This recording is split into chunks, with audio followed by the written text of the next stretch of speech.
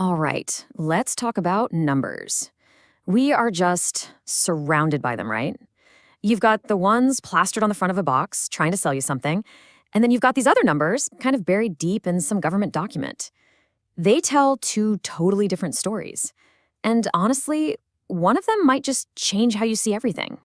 Okay, let's just dive right in with this quote. Megapixels are basically a lie. Wow. I mean, think about that for a second. Every single year, right, the megapixel count on our phone cameras just goes up and up and up. And we're all taught to believe that bigger is always better. But is it really?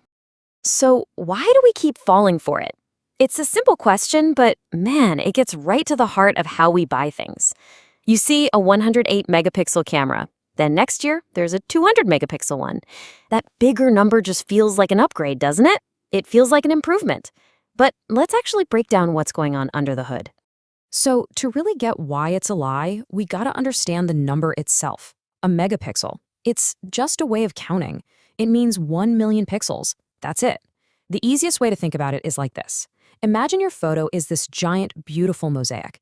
A megapixel is just a million of the tiny little colored tiles that make up that whole picture. And this is the whole marketing pitch. This is the logic the entire tech industry is built on. And, it makes perfect sense on the surface. More tiles in the mosaic means you can add more detail. Simple enough. And more detail should mean a better, sharper photo, right? It's clean, it's logical, and it's exactly where they get you. Because here's the thing. The number of tiles tells you absolutely nothing about the quality of those tiles.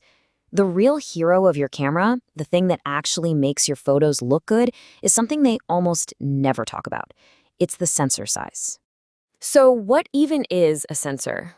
Well, it's the actual piece of hardware that catches the light. The best way to picture it is like a bucket you leave out in the rain. A bigger bucket is always going to catch more rainwater. It's just physics. And in photography, light is everything. The more light you can capture, the better your picture is going to be, period. And here's the plot twist. When you take a tiny little sensor, a small bucket, and you try to cram more and more pixels onto it, what has to happen? Well, each individual pixel has to get smaller and smaller. And smaller pixels, they catch less light. And what happens when you have less light? You get that ugly, greeny texture we all hate, that noise, especially when you're taking pictures at night. So yeah, you've been sold a bigger number that can actually give you a worse photo. Wild, right? Okay, so let's pause for a second. A bigger number doesn't always mean better quality. That's a huge idea to chew on, especially for all the stuff we buy. But this whole thing, it's about so much more than just photos.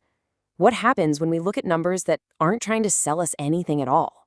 So let's completely switch gears. We're going to go from a flashy marketing number to, well, a government policy number. And let's see what kind of story that one tells.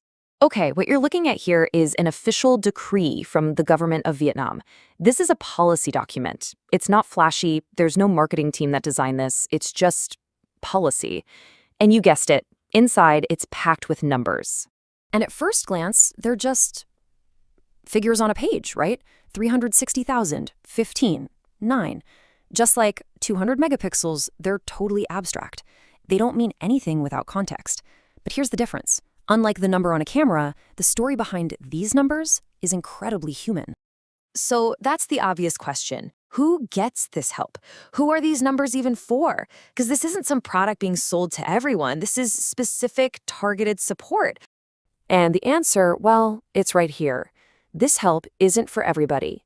It's for students who are facing some unbelievable hardships. We're talking about kids from the poorest of poor families, kids who are orphans, or those who have to travel for miles and miles over really difficult, mountainous terrain just to get the chance to sit in a classroom. And all of a sudden, those abstract numbers start to make sense. Remember that number 15? That's 15 kilograms of rice for each student every single month, so they don't have to go to school hungry. And that 360,000 number? That's money for housing, so a kid who lives hours away can have a safe place to sleep near their school. See, these aren't numbers designed to impress you. They're designed to be a lifeline. And there's a really clear, straightforward process to make sure this help gets to the right people. A family applies, the school checks to make sure the student really needs it, and then the government approves it and sends the support. It's a system built on actual need, not marketing hype.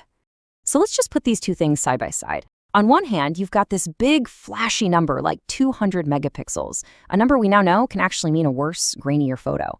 And on the other hand, you have a simple, direct number, 15 kilograms of rice, a number that means a student gets to eat, a number that means they can stay in school and actually have a shot at a different future.